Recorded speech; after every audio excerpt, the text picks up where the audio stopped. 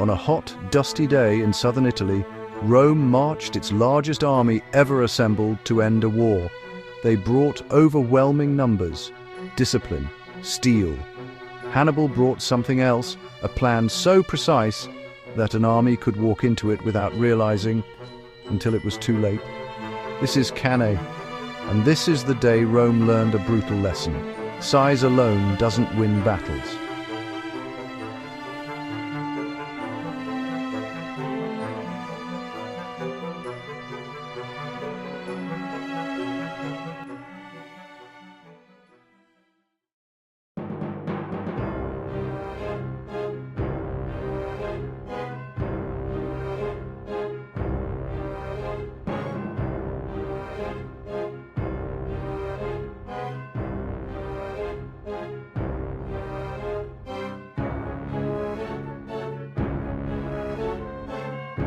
Hannibal Barca invaded Italy and did the unthinkable.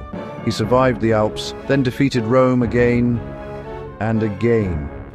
At Trebia, Roman confidence froze in the river.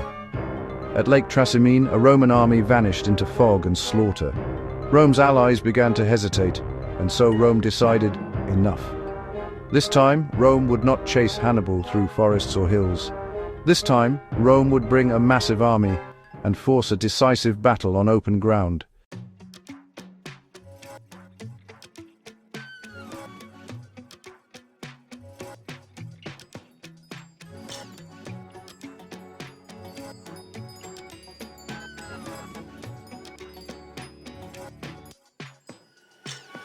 Rome assembled a huge force, multiple legions reinforced by allied troops. The Roman system was built for pushing power, heavy infantry, tight formations, relentless advance.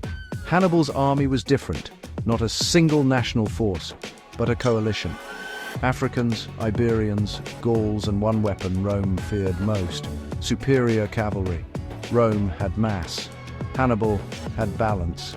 And on this battlefield, balance mattered more than size.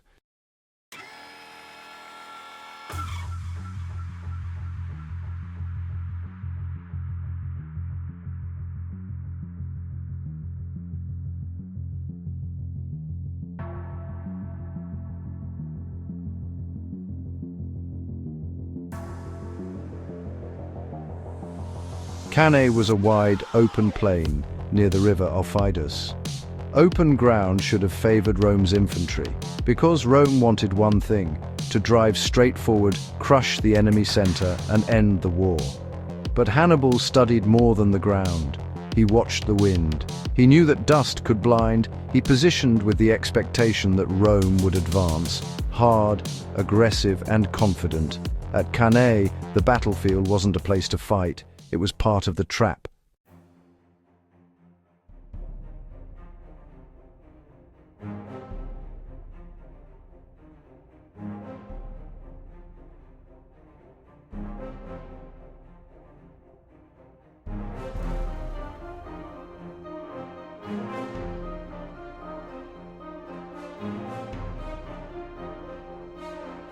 Rome's plan was simple: concentrate power in the center, push through Hannibal's front line, split the enemy in half, then turn outward and roll up the rest. To do this, Rome packed its infantry tighter than usual, a heavier punch, but a narrower front. That decision would shape everything, because when your line is narrow, your flanks become vulnerable, and Hannibal was waiting for exactly that. While Rome saw a flat, featureless plain ideal for a straightforward, crushing assault, Hannibal saw a canvas. He understood the terrain not just as ground to be fought over, but as an active participant in the battle to come. He knew the river Aufidus would anchor his right flank, preventing any wide maneuver from that direction. More importantly, he knew the Vulturnus wind. This hot seasonal wind would rise in the morning, blowing dust and grit from the southeast directly into the faces of the advancing Roman legions, obscuring their vision, choking their breath, and providing a subtle but persistent disadvantage. For Hannibal, every detail was a weapon. He wasn't just fighting an army, he was fighting its commanders, its psychology, and the very elements around them.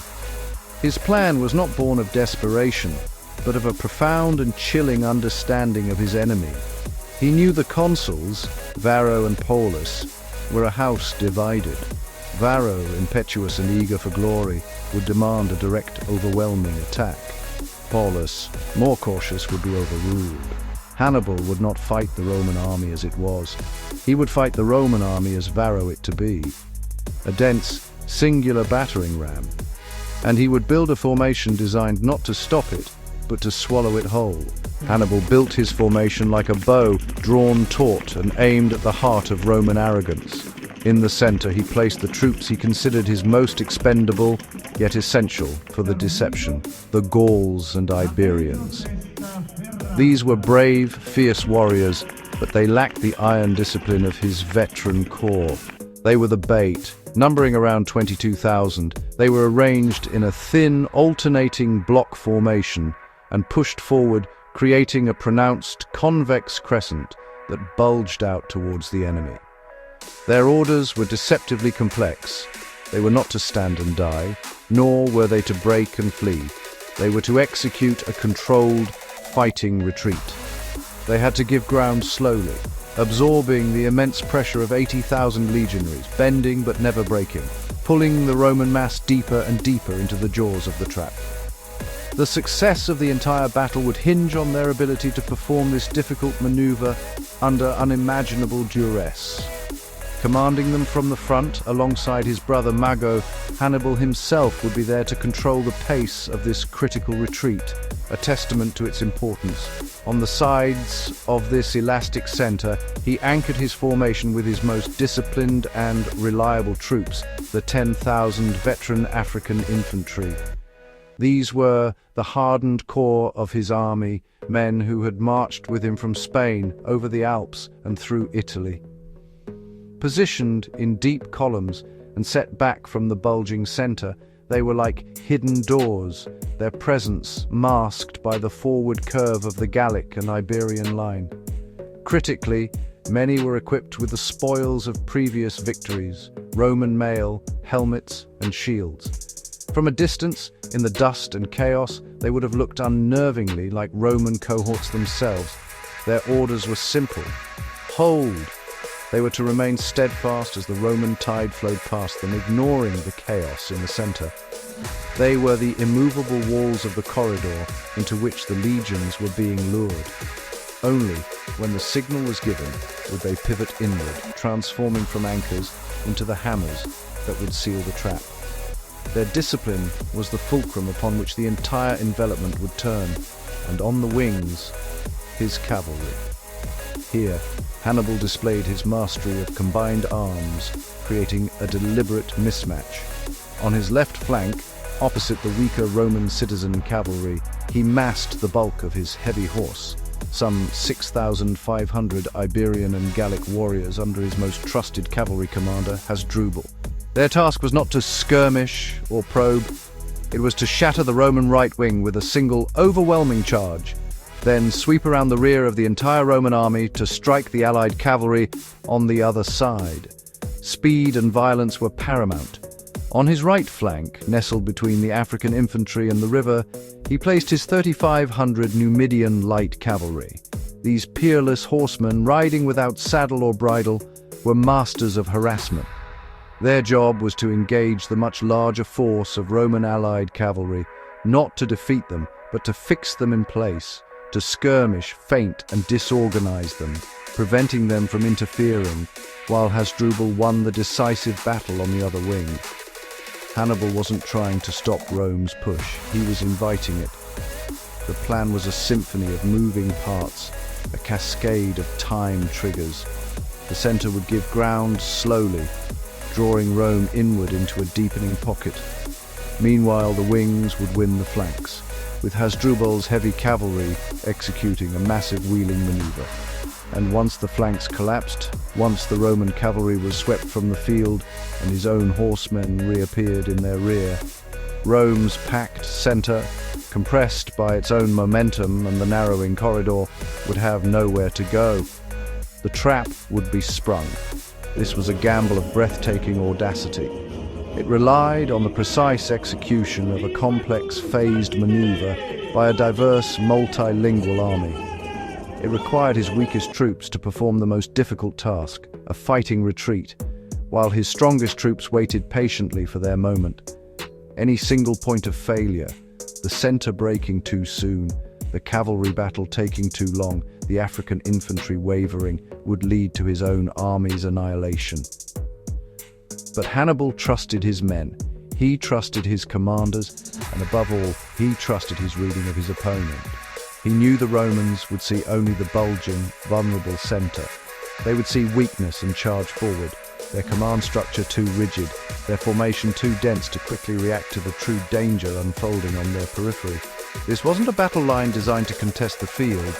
It was a closing ring, a meticulously engineered machine for annihilation.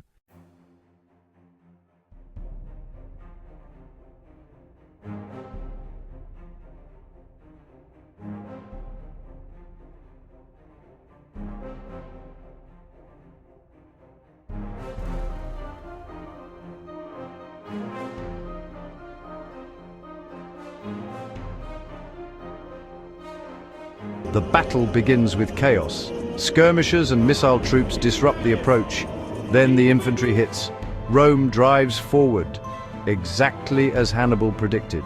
The Roman center presses into the bulging Carthaginian center. From Rome's perspective, it looks like victory. The enemy is giving ground. The line is bending. The Roman mass surges deeper and deeper into what feels like a breakthrough. But that breakthrough is a funnel. The Roman legions, a tide of steel and discipline, surge forward. Their formation is unusually deep, a battering ram designed for a single purpose: to shatter the Carthaginian center. This is the classic Roman approach, perfected over centuries: overwhelm the enemy with irresistible mass and relentless pressure. The consul Varro, a man of action and aggression, has staked everything on this single, powerful thrust. He believes the sheer weight of his legions, nearly 80,000 strong, is a force of nature that no army on earth can withstand. The ground trembles under the synchronized march of 160,000 sandals. The initial impact is colossal. The sound is a deafening roar of metal on metal, of splintering wood, and the guttural shouts of men locked in a life-or-death struggle. For a moment, the Carthaginian line holds, a fragile dam against a Roman flood. But this is exactly what Hannibal had anticipated. He hasn't placed his strongest troops here. In the center, facing this Roman juggernaut, are his most expendable soldiers, the Gauls and the Iberians. And then Hannibal's center does something that looks like weakness, but behaves like control. It begins to give way. To the Romans, it looks like the beginning of the end. The barbarians are breaking, just as they always do, but this is no panicked flight. Hannibal and his brother Mago are right there, in the thick of the fighting, orchestrating what is perhaps the most difficult maneuver in all of warfare. Step by step, the Carthaginian center retreats. Not a rout, a measured withdrawal. This is a fighting retreat, a slow, bloody, and disciplined process. Each step back is paid for in blood.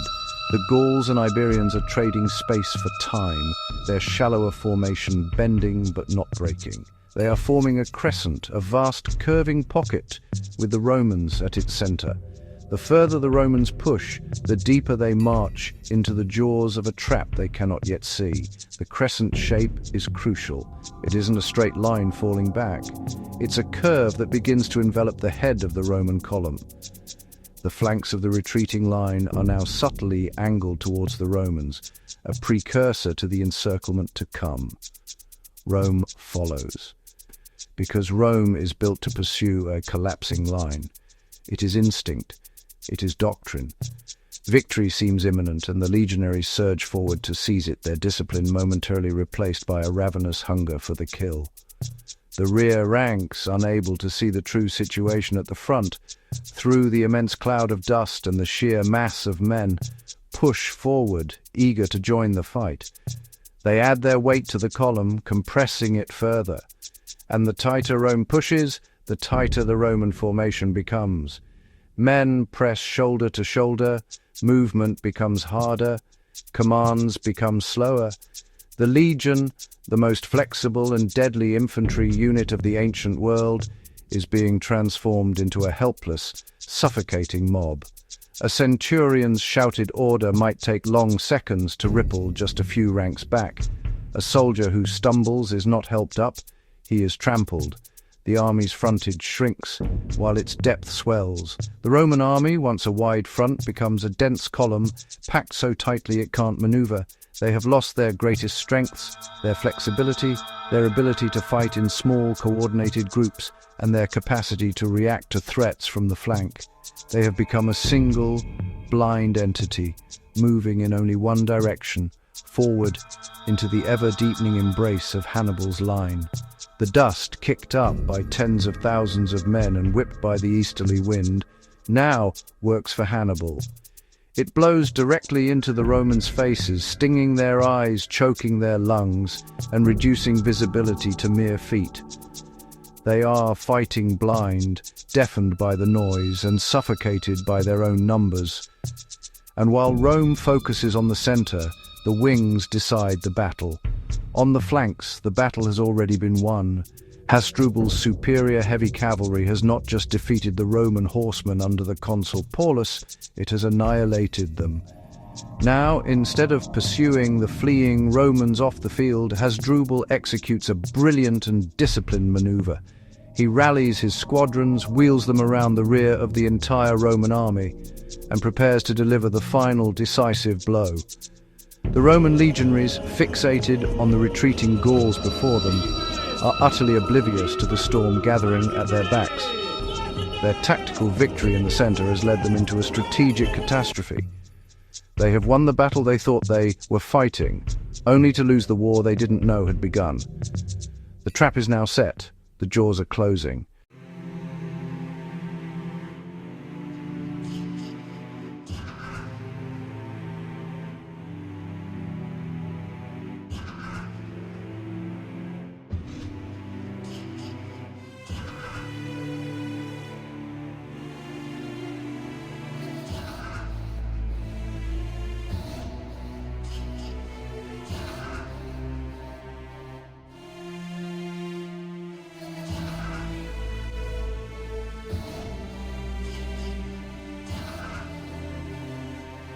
On the flanks, Hannibal's cavalry attacks hard. Roman cavalry, outmatched, begins to break. One wing collapses first, then the other. Carthaginian riders don't chase aimlessly. They do what cavalry is meant to do at its best. They reform, and they return to the battlefield. Now, Rome's flanks are exposed. The Roman infantry in the center still thinks it's winning. But the battlefield is changing around them. The jaws are turning inward.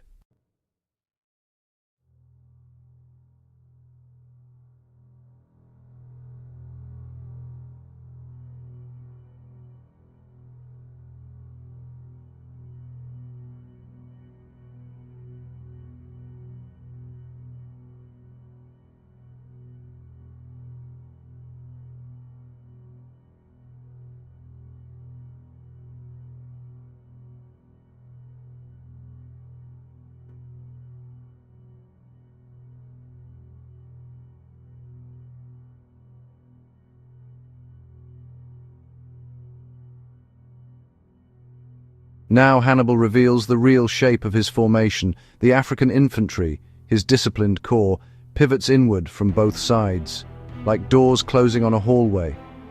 Rome's packed center, already deep and narrow, can't pivot fast enough to face the new threats.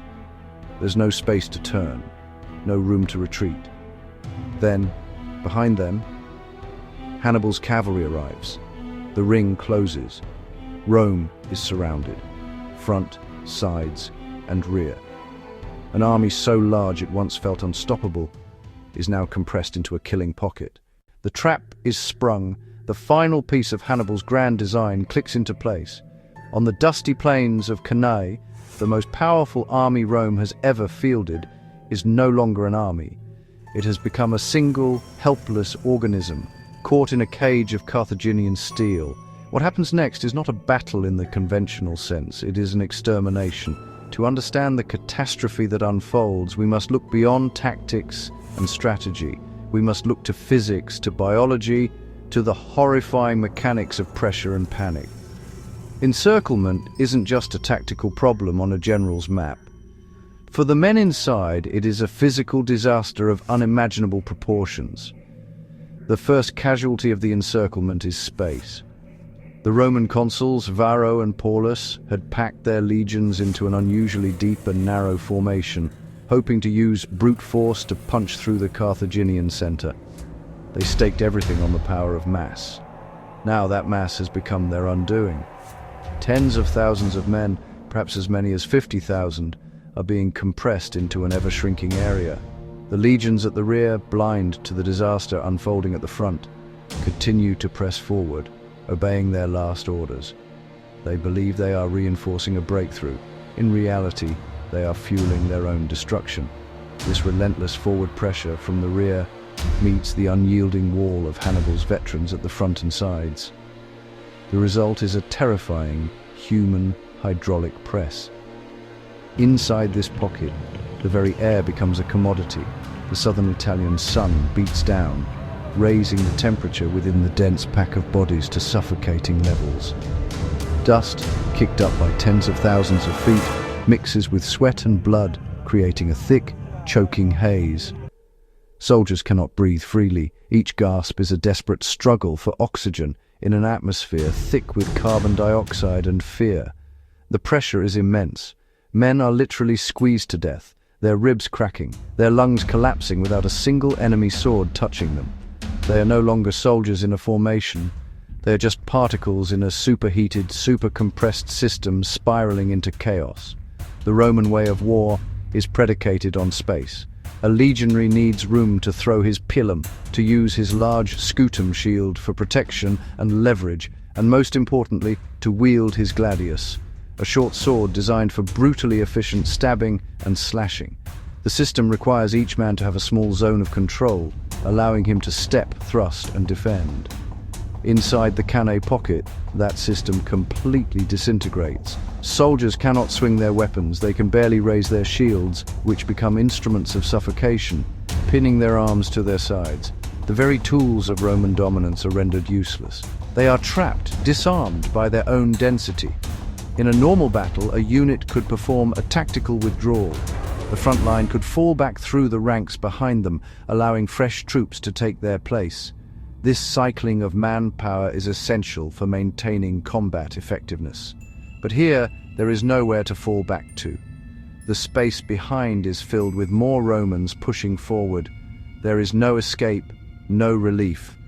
Wounded men become catastrophic obstacles.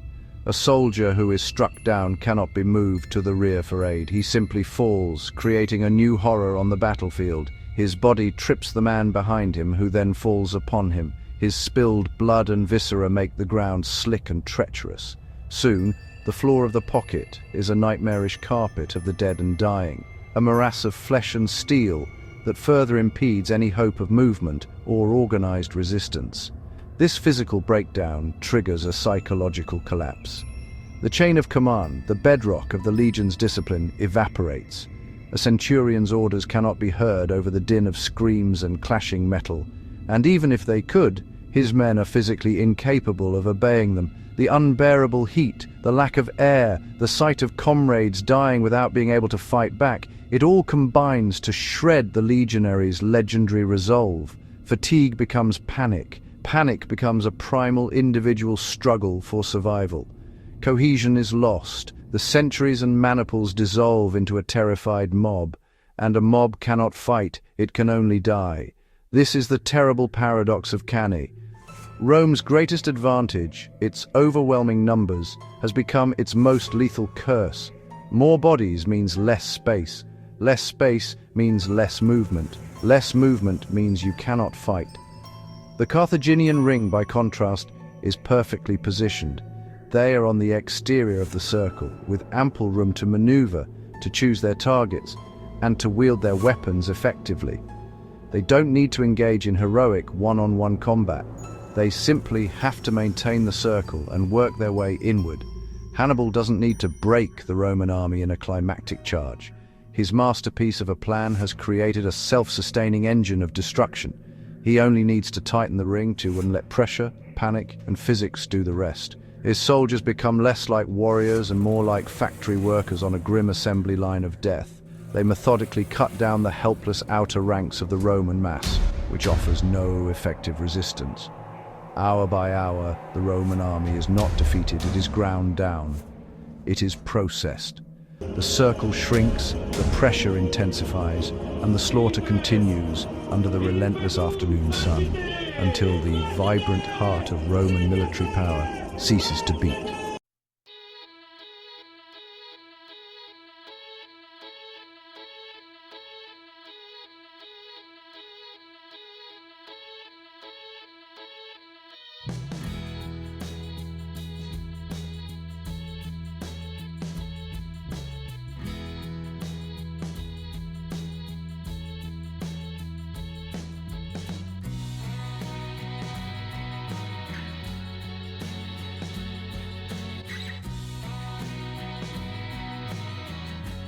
Cannae wasn't just a defeat, it was a national trauma. News reaches Rome like a funeral bell. Families wait for men who will never return. Allies reconsider their loyalty. Enemies sense blood in the water.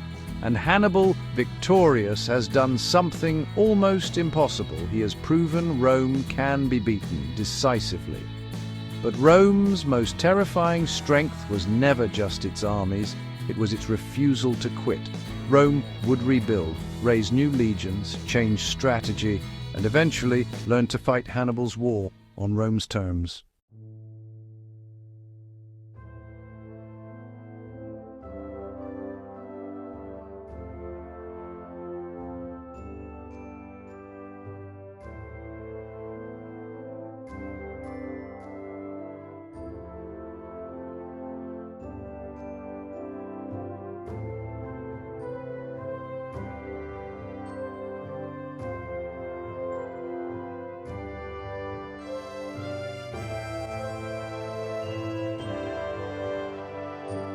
Cannae became the blueprint for encirclement, a tactical masterpiece studied for centuries. But its deeper lesson is simpler. Wars are not won by force alone. They are won by understanding. The terrain, the enemy, the psychology, the timing. Rome brought the biggest army, Hannibal brought the better plan. If you want another 3D breakdown like this, Alesia, Teutoburg Forest, or the fall of Constantinople, comment which one you want next.